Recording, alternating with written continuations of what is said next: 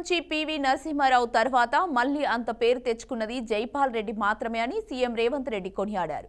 ముఖ్యంగా కల్వకుర్తి ప్రాంతంలో మార్పుల కోసం జైపాల్ రెడ్డి ఎంతో కృషి చేశారని గుర్తు చేశారు. ఇక్ఫై క్యాపిటల్ ఫౌండేషన్ సొసైటీ ఆధ్వర్యంలో ఏర్పాటు చేసిన జైపాల్ రెడ్డి అవార్డుల ప్రధానోత్సవంలో ముఖ్యమంత్రి రేవంత్ రెడ్డి పాల్గొన్నారు. ఈ సందర్భంగా జైపాల్ రెడ్డి సేవలను కొనియాడారు. రాజకీయాల్లో ధన ప్రవాహం తగ్గాలని ఆయన పదే పదే చెప్పేవారని అన్నారు. జైపాల్ రెడ్డి నమ్మిన సిద్ధాంతాన్ని తాము ముందుకు తీసుకెళ్తున్నామని చెప్పారు. తెలంగాణ స్వరాష్ట్ర ఏర్పాటులోనూ జైపాల్ రెడ్డి కీలక పాత్ర పోషించారని, ఆయన లేకుంటే తెలంగాణ సాకారం అయ్యేదే కాదని కీలక వ్యాఖ్యలు చేశారు. జైపాల్ రెడ్డి గారు మెమోరియల్ అవార్డ్స్ ఇవ్వడము ఒక మంచి కార్యక్రమాన్ని ఏర్పాటు చేసి ఈ వేదిక ద్వారా మనం పంపించాల్సిన సందేశం, జైపాల్ రెడ్డి గారు బలంగా నమ్మిన సిద్ధాంతాన్ని మనం ఈరోజు అమలు చేయడానికి అవసరమైన విధానాలను రూపొందించడంలో మీ అందరి సహకారం అవసరం ఉన్నది. జైపాల్ రెడ్డి గారు మొదటి నుంచి రాజకీయాలలో ధన ప్రభావాన్ని తగ్గించాలి, రాజకీయాలలో ప్రజాసేవ, ప్రజల యొక్క మేలు కోసం చేసే విధి విధానాలను తయారు చేసే వాళ్ళ ప్రాతినిధ్యం ఉండాలి. జైపాల్ రెడ్డి గారు ఆ రోజుల్లోనే ఈరోజు మేము ఏదైతే సోషల్ జస్టిస్ గురించి మాట్లాడుతున్నామో, SC ST BC minority representations గురించి మాట్లాడుతున్నామో, కల్వకుర్తి రాజకీయాలలో బ్లాక్ అధ్యక్షుల నుంచి సమితి అధ్యక్షుల వరకు సోషల్ జస్టిస్ను ఇంప్లిమెంట్ చేసి ఆనాడు మండల్ కమిషన్ని అమలు చేయాలనుకున్నప్పుడు విపి సింగ్ గారికి అండగా నిలబడి మండల్ కమిషన్ని అమలు చేయడానికి అవసరమైన ప్రణాళికలను రచించడంలో కూడా శ్రీ జైపాల్ రెడ్డి గారు తనదైన పాత్రను పోషించడం జరిగింది. ఒకప్పుడు వారు ప్రత్యేక తెలంగాణకు వ్యతిరేకంగా ఉన్న మొదట్లో వారి విద్యార్థి రాజకీయాల నుంచి ప్రజా జీవితంలోకి వచ్చినప్పుడు తెలంగాణ రాష్ట్ర ఏర్పాటు ప్రక్రియలో వారు భాగస్వాములు కాకపోయినా ఈరోజు తెలంగాణ రాష్ట్రం ఏర్పాటులో జైపాల్ రెడ్డి గారి పాత్రను ఎవ్వరు తీయలేరు. జైపాల్ రెడ్డి గారు లేకపోతే, జైపాల్ రెడ్డి గారి సహకారం లేకపోతే తెలంగాణ రాష్ట్రం వచ్చి ఉండేది కాదు. వారి సమయస్ఫూర్తి, వారి అనుభవం,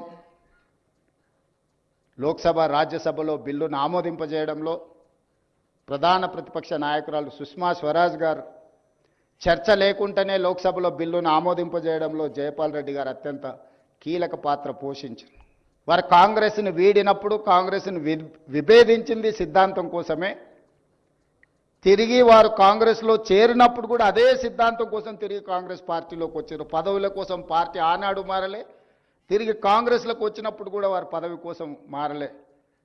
ఐడియాలజికల్ కమిట్మెంట్తో he has differed with Congress party, then he has joined in Congress party with only ideology. కానీ ఈరోజు పాలిటిక్స్, పెద్దలు చిన్నారెడ్డి గారు లాంటి వాళ్ళు ఇక్కడ ఉన్నారు, పాలిటిక్స్ అన్నీ కూడా స్విగ్గీ పాలిటిక్స్ అయిపోయినాయి.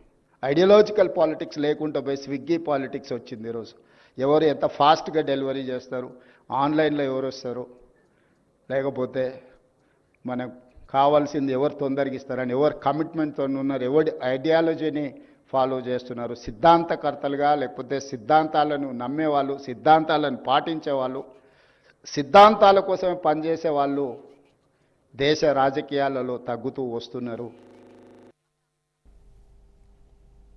రాష్ట్రానికి పెట్టుబడులు ఆకర్షించడమే లక్ష్యంగా ముఖ్యమంత్రి చంద్రబాబు సింగపూర్లో పర్యటించనున్నారు. 5 రోజుల పాటు చంద్రబాబు సింగపూర్ పర్యటన సాగనుంది. బ్రాండ్ ఏపీ ప్రమోషన్తో సింగపూర్లో దిగ్గజ సంస్థల ప్రతినిధులు, యాజమాన్యాలు, ప్రముఖులు, పారిశ్రామికవేత్తలతో భేటీ అయ్యి రాష్ట్రంలో పెట్టుబడులు పెట్టాలని ఆహ్వానించనున్నారు. ప్రభుత్వం తీసుకొచ్చిన నూతన పారిశ్రామిక పాలసీలు, స్పీడప్ డూయింగ్ బిజినెస్ విధానాలను వారికి వివరిస్తారు.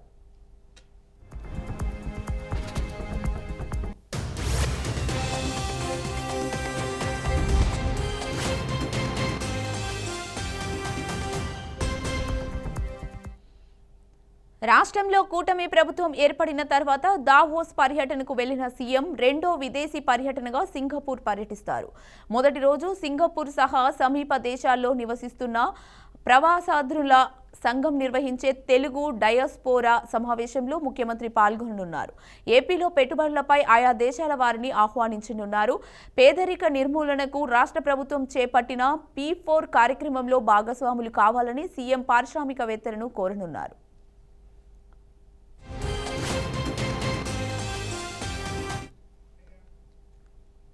బీజేపీ కార్యకర్తల విషయంలో ఎంపీ డీకే అరుణ కీలక వ్యాఖ్యలు చేశారు. తాను లోపకొకటి బయటకొకటి మాట్లాడే వ్యక్తిని కాదని అన్నారు. మహబూబానగర్లో పర్యటించిన ఆమె టీబీజేపీ చీఫ్ రామచంద్రరావు ముందే సంచలన వ్యాఖ్యలు చేశారు.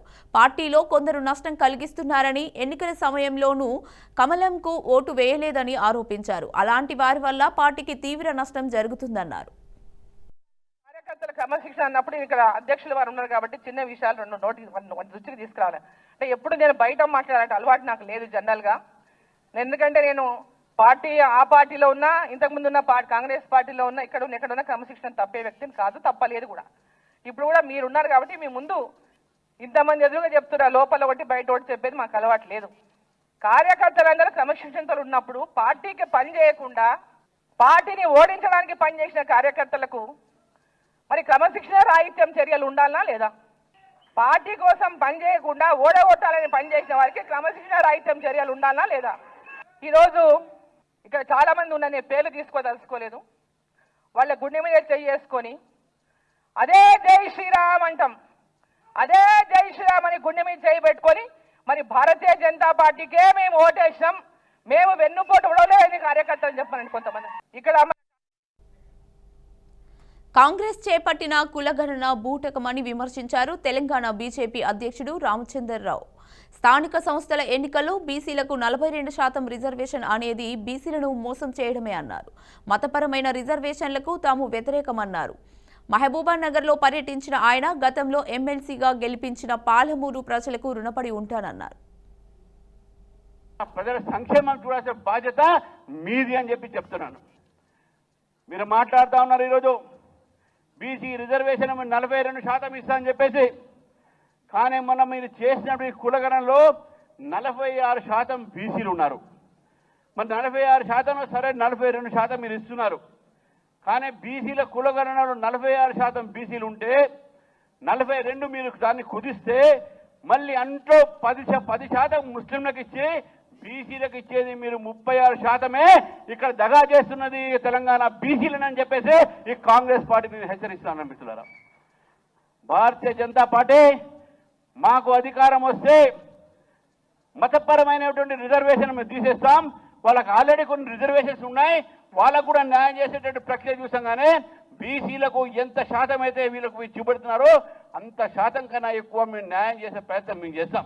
మీరు బీసీల గురించి మాట్లాడుతూ ఉన్నారు. ఈరోజు 1947 నుంచి ఇప్పటి వరకు కూడా అది ఉభయ రాష్ట్రాలు కానివ్వండి, తెలంగాణ కానివ్వండి, ఎంతమంది కాంగ్రెస్ పార్టీ బీసీ ముఖ్యమంత్రి చేశారు అడుగుతున్నాను.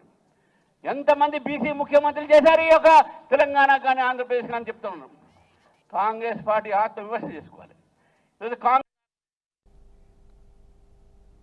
తెలంగాణ పోలీసులు సీఎం రేవంత్ రెడ్డికి కట్టుబానిసలుగా పనిచేస్తున్నారని BRS party working president Kalvakuntla Taraka Rama Rao shocking comments చేశారు. పోలీసులు చేయాల్సిన పని ఎందుకు చేయడం లేదని ప్రశ్నించారు. తెలంగాణ నీళ్లను ఏపీ తీసుకుపోతుంటే ఊరుకునే ప్రసక్తే లేదని కేటీఆర్ హెచ్చరించారు. బనకచెర్ల ప్రాజెక్టు ఆపేదాకా తాము పోరాటం చేస్తామని కేటీఆర్ ఉద్ఘాటించారు. మాజీ మంత్రి కేటీఆర్ ఫోన్ ట్యాపింగ్ పై కీలక వ్యాఖ్యలు చేశారు. అన్ని ప్రభుత్వాలు ఫోన్ ట్యాపింగ్ చేస్తున్నట్లే తాము కూడా ట్యాపింగ్ చేస్తున్నామని సీఎం రేవంత్ రెడ్డి ఒప్పుకున్నారని గుర్తు చేశారు. నేనైతే బలంగా నమ్ముతున్నా. ఈరోజు నేను ఇదివరకు కూడా చెప్పిన, ఇప్పుడు కూడా చెప్తున్నా, ఏం చేయాలనో తెలియక అధికారం కోసం గడ్డి కూడా తింటది కాంగ్రెస్ అవసరమైతే. అందుకే నా అనుమానం అయితే ఈరోజు కూడా ఖచ్చితంగా మేడిగడ్డ బరాజులో కూడా ఈ లుచ్చా కాంగ్రెస్ పార్టీ ఏదో చేసింది అనేది నా అనుమానం. ఈరోజు అక్కడ కాళేశ్వరం దగ్గర ఆడ కింద ఆడు ఉన్నారులే కొంతమంది మనుషులు, వాళ్ళ మనుషులతోని మరి ఏం పెట్టినరో ఎట్లా పెట్టినరో కానీ చాలా మంది రైతులు కూడా చెప్పిన తర్వాత ఆ 2 పిల్లర్లు ఏవైతే కుంగినాయో కొద్దిగా, ఆ 2 పిల్లర్లు కుంగితే శబ్దం వచ్చింది, ఏదో పేలిన శబ్దం వచ్చింది అని చెప్పి కూడా ఆ ప్రాంత రైతులు అప్పుడే. భవిష్యత్ నేతలు కూడా మీరే, భవిష్యత్ రాజకీయం మీది, భవిష్యత్ నేతలు మీరు. మొన్ననే జగదీశ్ నాకు 60 నిండింది, నాకు నిన్ననే 49 నిండింది. కాబట్టి భవిష్యత్తు మీది. ఇప్పుడు ఎవరైతే నాయకులు నడుం బిగిస్తారో, ఎవరైతే నాయకులు ముందుకొస్తారో, మరి ఎవరైతే విద్యార్థి వీరులు ప్రజా సమస్యల మీద గట్టిగా గలమెత్తుతారో వాళ్ళే రేపటి రోజున తెలంగాణ తలరాత మార్చే నాయకులుగా, తలరాత రాసే నాయకులుగా ఎదుగుతారు. ముఖ్యంగా మహిళా రిజర్వేషన్ వస్తున్నది. మీ అందరికీ తెలుసు 3వ వంతు సీట్లు మా ఆడబిడ్డలకే రాబోతా ఉన్నాయి. ఎవరైతే గట్టిగా కొట్లాడతారో, ఎవరైతే గట్టిగా విజృంభిస్తారో రేపటి రోజున పార్టీ కూడా మిమ్మల్నే గుర్తిస్తుంది, మిమ్మల్నే ఎత్తుకుంటుంది, మీకే సీట్లు ఇస్తుంది అనే మాట కూడా నేను ఇస్తా ఉన్నా. దయచేసి గట్టిగా మగవాళ్ళ కంటే ఇంకో 2 అడుగులు ఎక్కువ గట్టిగా కొట్లాడాలని చెప్పి కూడా మా చెల్లెమ్మలను నేను మనస్ఫూర్తిగా కోరుతా ఉన్నా. అట్లాగే ఇంకొక పని కూడా చేయబోతా ఉన్నా. కాళేశ్వరం అంటే ఒక బ్యారేజీ కాదు, ఒక రిజర్వాయర్ కాదు, ఒక పంపింగ్ స్టేషన్ కాదు, ఒక కాలువ కాదు, ఒక ఆనికట్ కాదు. కాళేశ్వరం అంటే 3 బ్యారేజీలు, మేడిగడ్డ, అన్నారం, సుందిల్లా. కాళేశ్వరం అంటే 15 రిజర్వాయర్లు, రాజరాజేశ్వర సాగరు, రంగనాయక సాగరు, అన్నపూర్ణ, కొండపోచమ్మ, మల్లన్న, ఇంకా మల్కపేట రిజర్వాయర్, ఇట్లా చెప్తూ పోతే గంధమల్ల, బస్వాపూర్ 15 రిజర్వాయర్లు. కాళేశ్వరం అంటే 19 పంపింగ్ స్టేషన్. పంపింగ్ స్టేషన్లు అంటే మన వాళ్ళకు సింపుల్గా అర్థమవుతుంది. ఇప్పుడు మీ నాన్నగారో మీ తాతగారో వ్యవసాయం చేసేటప్పుడు బోర్లు వేస్తారు మన పొలంలో. బోర్ వేసినప్పుడు మరి భూమి లోపలికి వెళ్ళి నీళ్లు పైకి గుంజాలంటే 3 HP 5 HP మోటార్ పెడతారు. అట్లాగే మరి 80 మీటర్ల కాడ ఉన్న నీళ్లను 618 మీటర్ల కాడికి తీసుకుపోవాలంటే అది కూడా రోజుకు 2-3 TMCల నీళ్ళు ఎత్తిపోయానంటే పవర్ఫుల్ మోటార్లు కావాలి. ఒక TMC నీళ్ళు అంటే ఎంత అంటే, మీకు అందాజ కోసం చెప్తున్నా, ఒక TMC అంటే హైదరాబాద్లో మీరు అందరూ హుస్సేన్ సాగర్ చూసే ఉంటారు కదా, 6 గ్యారంటీల మీద అడగకుండా 420 హామీల గురించి యాదికి రాకుండా చేసేందుకు ఒక అద్భుతమైన కథ కనిపెట్టింది. ఎవరో హీరోయిన్ల ఫోన్లు ట్యాప్ అయిపోయినాయి. ఏమైతుంది దాంతో? ఇవాళ రేపు ఏమైతుంది? ప్రతి ఒక్కరి దగ్గర ఫోన్ ఉన్నది. ఆ ఫోన్లో కావాల్సినంత డేటా ప్లాన్ ఉన్నది. ఉన్నాయి, అందరికీ ఉన్నాయి. ఏం చేయాలి మరి? తెల్లారు లేస్తే ఆ యూట్యూబ్లో పోవాలి, వాడిని వీడి తిట్టా, వీని వాడి తిట్టా, దానికి కూడా థంబ్నెయిల్ పెట్టా, ఆ థంబ్నెయిల్ మనం వస్తా, వానికి పైసలు కొను, మనకు టైంపాస్ కాదు. ఇంతే తప్ప వచ్చేదేం లేదు. మీరు చూడండి, థంబ్నెయిల్ మీద ఏం పెడతాడు? జగదీష్ రెడ్డి ఇప్పుడే కదా కత్తి పట్టుకొని నరికేసిండు అంటాడు. అది చూస్తే జగదీష్ రెడ్డి గారు నరికింది లేదేం లేదు, మాట్లాడిండు అంతే. దానికి జగదీష్ రెడ్డి ఊచకోత, ఊరిని నిజంగానే ఉన్న చంపిండేమో మా జగదీష్ అన్న అని మనం వచ్చి చూడాలి. చూస్తే అందులో ఉంటే ఏం లేదు, వానికి మాత్రం వాని ఖాతాలో పైసలు పడుతూ ఉంటాయి యూట్యూబ్ అని. నేనేమంటున్నా అంటే దీనివల్ల మనకు వచ్చిన నష్టమేం లేదు. మనకు రాజకీయ పార్టీగా తాత్కాలికంగా కాంగ్రెస్ పార్టీకి టైంపాస్కు, కాలక్షేపానికి వనికొస్తుండొచ్చు, డైవర్షన్ గేమ్ ఆడేందుకు వనికొస్తుండొచ్చు. కానీ నష్టం జరుగుతున్నది తెలంగాణ ప్రజలకు. ముఖ్యమంత్రి రేవంత్ రెడ్డి పాలన కేంద్ర ప్రభుత్వంపై మాజీ మంత్రి హరీష్ రావు మండిపడ్డారు. తెలంగాణలో రేవంత్ రెడ్డి ఎన్ని నాటకాలు ఆడినా ద్రోహిగా మిగిలిపోతారన్నారు. తెలంగాణ ద్రోహుల చరిత్ర చూస్తే మొదటి పేరు చంద్రబాబు, రెండో పేరు రేవంత్ రెడ్డిది ఉంటుందన్నారు. తెలంగాణ ఉద్యమ చరిత్రను కేసీఆర్ ఆనవాలను తొలగించే ప్రయత్నం చేస్తున్నారని మండిపడ్డారు. రేవంత్ రెడ్డికి కేసీఆర్ పేరు తలవందే పొద్దుపోదని ఎద్దేవా చేశారు. రేవంత్ రెడ్డి ఎన్ని నాటకాలు ఆడినా చరిత్రలో మాత్రం ఆయన తెలంగాణ ద్రోహిగానే మిగిలిపోతాడు. తెలంగాణ ద్రోహుల చరిత్ర ఒక లిస్ట్ అంటూ రాస్తే మొదటి పేరు చంద్రబాబు నాయుడు ఉంటే రెండో పేరు రేవంత్ రెడ్డి పేరు ఉంటుంది. ఎందుకంటే అది ఎన్నిటికీ తుడిచిపెట్టుకోపోలేదు. కానీ రేవంత్ రెడ్డి గారి ఈ మధ్యకాలంలో ఏం చేస్తుందంటే ఈ ఉద్యమాన్ని, మన ఉద్యమ చరిత్రను చిన్నగా చేయాలనో, మన కేసీఆర్ ఆనవాళ్ళు లేకుండా చేయడం అంటే తెలంగాణ పోరాటాన్ని తక్కువ చేయడం, ఉద్యమ జ్ఞాపకాలను తొలగించే ప్రయత్నానికి రేవంత్ రెడ్డి గారు ప్రయత్నం చేస్తా ఉన్నారు. ఈ మధ్య మీరు కూడా చూసే ఉంటారు, ఒక సినిమా ఫంక్షన్ లో అల్లు అర్జున్, బాలకృష్ణ కూడా మీటింగ్ అటెండ్ అయింది. అల్లు అర్జున్ కూడా జై తెలంగాణ అన్నాడు ఉపన్యాసం అయినాక. అన్నడా? బాలకృష్ణ కూడా జై తెలంగాణ అన్నడా? కానీ రేవంత్ రెడ్డి మాత్రం జై తెలంగాణ అంటది. ఆయనకు నిద్రలో కూడా జై తెలంగాణ యాదికి వస్తుంది, కళలో కూడా కేసీఆర్ కనబడుతుంది. ఈ మధ్య రేవంత్ రెడ్డి ఎక్కడ ఉపన్యాసం ఇచ్చినా కనీసం ఒక 30 సార్లైనా కేసీఆర్ తలుచుకుంటాడు. కేసీఆర్ ను తలుచుకోకుండా రేవంత్ రెడ్డి మాట్లాడలేడు, ఆయన ప్రసంగం ఉండదు. మన ఆత్మగౌరవ నినాదమే జై తెలంగాణ. ఆ నినాదాన్ని కనుమరుగు చేయాలని కుట్రలు చేస్తా ఉన్నాడు. ఈ మధ్య రేవంత్ రెడ్డి జై తెలంగాణ గారు ఏమంటుండు? జై ఢిల్లీ, జై సోనియా గాంధీ, తప్ప జై మోడీ అంటాడు. బడే భై చోటే భై. అంతకు మించి జై తెలంగాణ మాత్రం అనడానికి ఆయనకు నోరు రాలేదు కూడా. కేంద్ర మంత్రి కిషన్ రెడ్డి వ్యాఖ్యలకు మంత్రి పొన్నం ప్రభాకర్ స్ట్రాంగ్ కౌంటర్ ఇచ్చారు. కాంగ్రెస్ పార్టీ బడుగు బలహీన వర్గాలకు అండగా నిలిచే పార్టీ అని అన్నారు. కావాలనే బీజేపీ నేతలు బీసీ రిజర్వేషన్లకు మోకాళ్లడ్డుతున్నారని, ఆ పార్టీ అధ్యక్షుడు బలహీన వర్గాలకు బద్ద వ్యతిరేకి అని కామెంట్ చేశారు. ముందు కేంద్ర మంత్రిగా ఉన్న కిషన్ రెడ్డితో రాజీనామా చేయించి ఆ స్థానంలో ఓ బీసీకి అవకాశం కల్పించాలని డిమాండ్ చేశారు. బీసీ ఆర్డినెన్స్ అంశం ప్రస్తుతం రాష్ట్ర గవర్నర్ పరిధిలో ఉందని తెలిపారు. ఎట్టి పరిస్థితుల్లో రాష్ట్రంలో బీసీలకు 42% రిజర్వేషన్లు అమలు చేశాకే స్థానిక సంస్థల ఎన్నికలకు వెళ్తామని మంత్రి పొన్నం ప్రభాకర్ స్పష్టం చేశారు. బలహీన వర్గాల ముఖ్యమంత్రి ప్రకటించిన భారతీయ జనతా పార్టీ కనీసం శాసనసభ పక్ష నాయకత్వాన్ని ఇవ్వలేకపోయింది. ఉన్న బలహీన వర్గాల అధ్యక్షుడు స్థానిక మంత్రి బండి సంజయ్ అకారణంగా తొలగించి మరొక వ్యక్తిని నియమించినారు. ఇంత పెద్ద బలహీన వర్గాల అన్ని రాజకీయ పార్టీలు 5 శాసన మండలి స్థానాలు వస్తే 100% సామాజిక న్యాయం ఇస్తే, 3 మంత్రుల్ని సామాజిక న్యాయం ఇస్తే, ఆ పార్టీ మాత్రం మా దారి వేరన్నట్టుగా రిజర్వేషన్లకు వ్యతిరేకంగా పోరాడినటువంటి కరుడు కట్టిన బలహీన వర్గాల వ్యతిరేకి రామచంద్రరావు గారు తీసుకొచ్చి ప్రెసిడెంట్ పెట్టింది. ముందు వాళ్ళు మార్చుకొని వాళ్ళ ఆలోచన విధానాన్ని మమ్మల్ని అడుగుతున్న మీరు కిషన్ రెడ్డి గారు ముందు మీరు రాజీనామా చేసి ఏ మంత్రి పదవిని అరవింద్ గారికో, లక్ష్మణ్ గారికో, రాజేందర్ గారికో, ఇక్కడ పనిచేసే వాళ్ళకి ఇచ్చి అప్పుడు మమ్మల్ని ప్రశ్నించడానికి నువ్వు అవకాశం తీసుకుని. ఆంధ్రప్రదేశ్లో మద్యం కుంభకోణం తీవ్ర రాజకీయ కలకలం రేపుతోంది. ఈ కేసులో అనేక మంది పేర్లు బయటకు వస్తున్నాయి.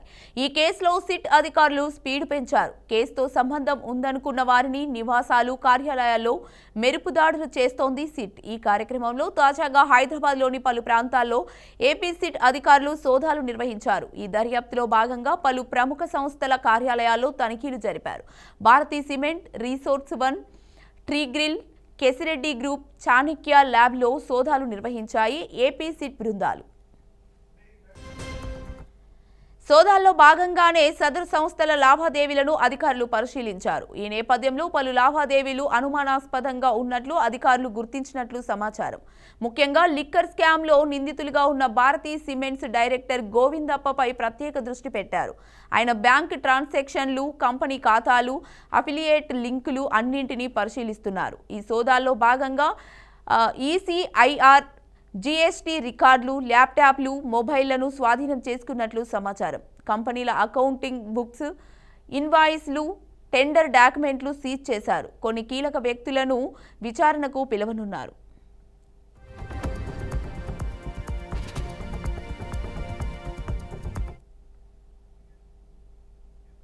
బీజేపీ ఎంపీ సీఎం రమేష్ కీలక వ్యాఖ్యలు చేశారు. తాజాగా కేటీఆర్ చేసిన వ్యాఖ్యలపై స్పందించిన రమేష్ సంచలన విషయాలు వెల్లడించారు.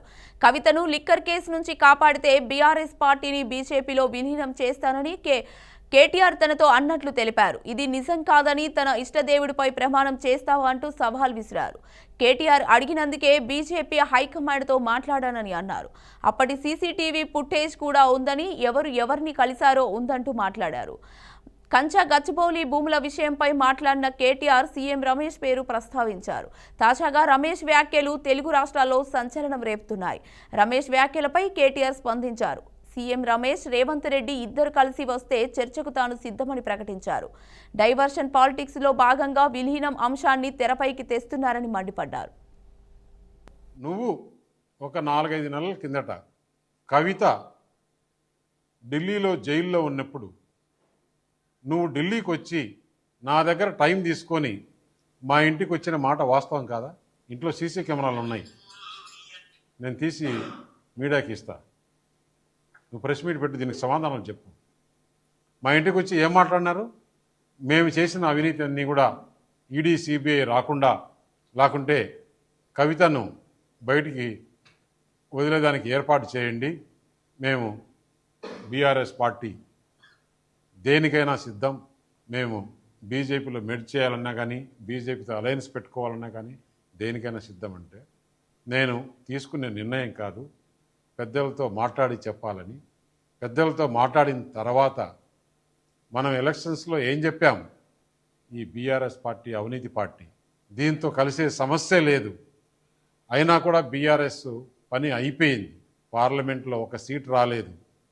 గవర్నమెంట్ లేదు, ప్రజలు వాళ్ళని చీకొట్టారు, అటువంటి వాళ్ళతో మనం కలిసే సమస్య లేదని చెప్పిన తర్వాత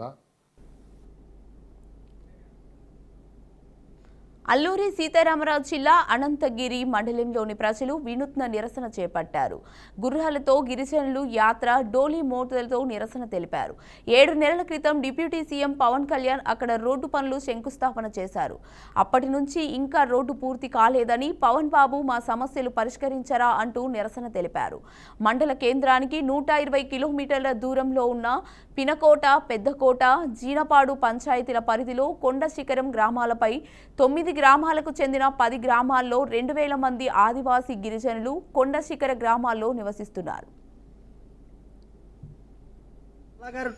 దయార్తి టు మడ్రాబు టు తునుసుబు రోడ్డు మంజూరైంది. 11 కోట్లు మంజూరైంది, కానీ ఎవరు ముందుకు రావట్లేదు. చేస్తామని అన్నారు కానీ చేయట్లేదు.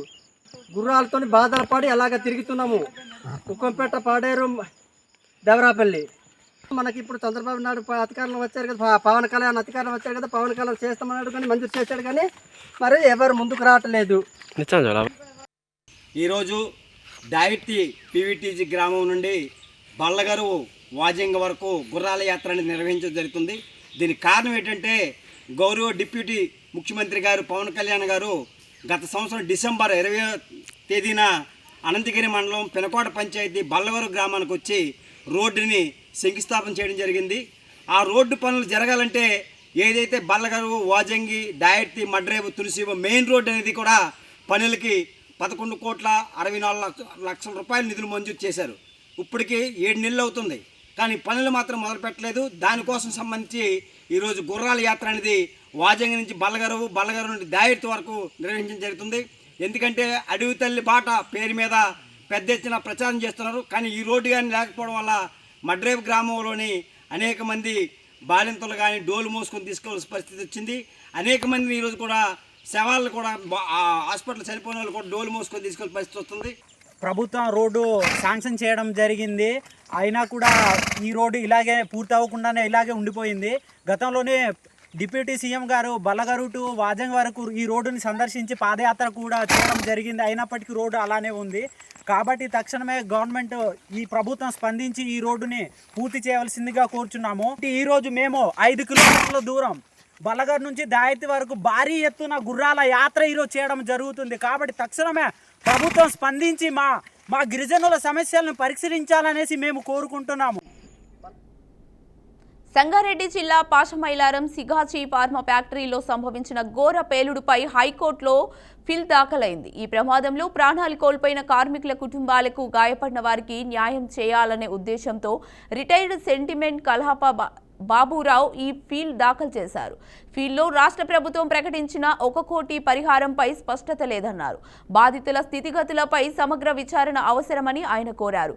ఘటనకు బాధ్యులైన వారిపై తక్షణమే చర్యలు తీసుకొని అరెస్టు చేయాలని, విచారణను వేగవంతం చేయాలని పిటిషన్లో తెలిపారు.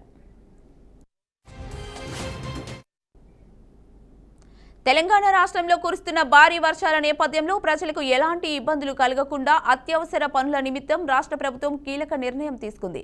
డిజాస్టర్ మేనేజ్మెంట్ డిపార్ట్మెంట్ ద్వారా రాష్ట్రంలోని ప్రతి జిల్లాలకు ₹1 కోటి చొప్పున మొత్తం 33 కోట్లను తక్షణమే విడుదల చేసింది. రాష్ట్ర వ్యాప్తంగా కుండపోత వర్షాలు కురుస్తున్న నేపథ్యంలో ప్రజల భద్రత, సహాయక చర్యలకు నిధుల కొరత లేకుండా చూసేందుకు ప్రభుత్వం ఈ చర్య చేపట్టింది. ఈ నిధులు వర్షాల వల్ల తలెత్తే అత్యవసర పరిస్థితులను ఎదుర్కోవడానికి, సహాయక చర్యలు చేపట్టడానికి, నష్టం జరిగిన ప్రాంతాల్లో తక్షణ మరమ్మతుల పనులు చేయడానికి ఉపయోగపడతాయి. జిల్లా యంత్రాంగాలు ఈ నిధులను అవసరాలకు అనుగుణంగా వినియోగించుకోవాలని ప్రభుత్వం ఆదేశాలు జారీ చేసింది.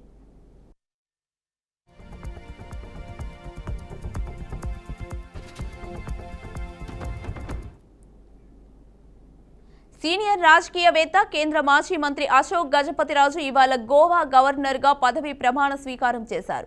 ఈ కార్యక్రమానికి పలువురు కేంద్ర మంత్రులు, ఏపీ మంత్రులు పాల్గొన్నారు. ఈ సందర్భంగా రాష్ట్ర వ్యాప్తంగా ఉన్న ప్రముఖులు ఆయనకు శుభాకాంక్షలు తెలుపుతుండగా సీఎం చంద్రబాబు నాయుడు తన ఎక్స్ ఖాతాలో ఆసక్తికరమైన ట్వీట్ చేశారు. అందులో అశోక్ గజపతిరాజు నేడు గోవా రాష్ట్ర గవర్నర్గా ప్రమాణ స్వీకారం చేసిన సందర్భంగా ఆయనకు హృదయపూర్వక శుభాకాంక్షలు అని రాసుకొచ్చారు. మంత్రి లోకేష్ కూడా సోషల్ మీడియా వేదికగా శుభాకాంక్షలు తెలిపారు.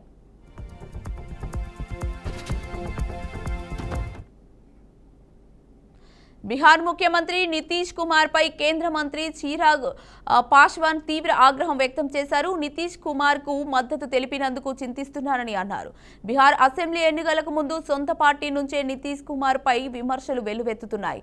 ఇటీవల బిహార్లో హోంగార్డు నియామక పరీక్ష రాసేందుకు వచ్చిన ఒక విద్యార్థిని స్పృహ తప్పి పడిపోగా అంబులెన్స్లో ఆమెపై అత్యాచారం జరిగిన ఘటనపై సిగాజ్ పాస్వాన్ స్పందిస్తూ నేరస్తుల ముందు బిహార్ యంత్రాంగం చేతులెత్తేసిందన్నారు. హత్యలు, దోపిడీలు, కిడ్నాప్లు, అత్యాచారాలు నిత్యాకృతంగా మారాయని ఆందోళన వ్యక్తం చేశారు. इस तरीके मुझे इस बात का दुख होता है कि मैं एक ऐसी सरकार का यहाँ पे समर्थन कर जहाँ पे अपराध पूरी तरीके से बेलगाम हो चुका है. इस पे नियंत्रण पाना जरूरी होगा, नहीं तो इस तरीके से बिहार और बिहारियों की जिंदगी से होता हुआ खिलवाड़ बिहार को बहुत बुरे अंजाम तक पहुंचाएगा. मुझे इस बात का दुख होता है कि मैं एक ऐसी सरकार का यहाँ पे समर्थन कर వాతావరణంలో మార్పులు ఢిల్లీకి ఊరటను తీసుకొచ్చాయి. చానాళ్ల తర్వాత ఢిల్లీలో వాయు నాణ్యత మెరుగుపడింది. ఈ ఏడాది జూలైలో దేశ రాజధానిలో ఎయిర్ క్వాలిటీ ఇంప్రూవ్ అయింది. వాయు నాణ్యత సంతృప్తికర కేటగిరీలో నమోదైంది. ఢిల్లీలో ఈ కేటగిరీలో ఎయిర్ క్వాలిటీ చూపించడం చాలా అరుదైన విషయం. జూలై 23వ తేదీన సిటీలో ఎయిర్ క్వాలిటీ ఇండెక్స్ కేవలం 67గా నమోదైంది. కేంద్ర కాలుష్య నియంత్రణ బోర్డు ప్రకారం 67 AQI అనేది సంతృప్తికరమైనది.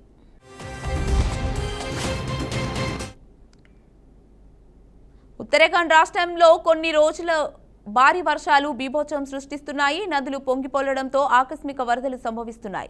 పలు ప్రాంతాల్లో కొండ చర్యలు విరిగిపడడంతో రాకపోకలకు అంతరాయం ఏర్పడింది. ఈ నేపథ్యంలో అధికారులు ప్రముఖ ఆధ్యాత్మిక పుణ్యక్షేత్రమైన కేదార్నాథ్ యాత్రను తాత్కాలికంగా నిలిపివేస్తున్నట్లుగా ప్రకటించారు. రుద్రప్రయాగ్ జిల్లాలోని గౌరీకుండ్ వద్ద భారీగా కొండ చర్యలు విరిగిపడడంతో యాత్రికుల భద్రత దృష్టిలో ఉంచుకొని ఈ నిర్ణయం తీసుకున్నారు. పరిస్థితి అనుకూలంగా మారిన తర్వాత యాత్రను పునరుద్ధరిస్తామని అధికారులు వెల్లడించారు. కొండ చర్యల్లో చిక్కుకున్న యాత్రికులను అధికారులు కాపాడి సురక్షిత ప్రాంతాలకు తరలించారు. ఛత్తీస్గఢ్లోని బీజాపూర్ జిల్లా గంగలూర్ అటవీ ప్రాంతంలో భారీ ఎన్కౌంటర్ జరిగింది. పోలీసులకు మావోయిస్టులకు మధ్య జరిగిన ఎదురుకాల్పుల్లో 4 మావోయిస్టులు మృతి చెందారు.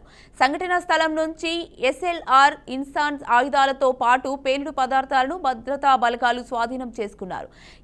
ఇప్పటికీ ఎదురుకాల్పులు కొనసాగుతున్నట్లు పోలీసు అధికారులు తెలిపారు.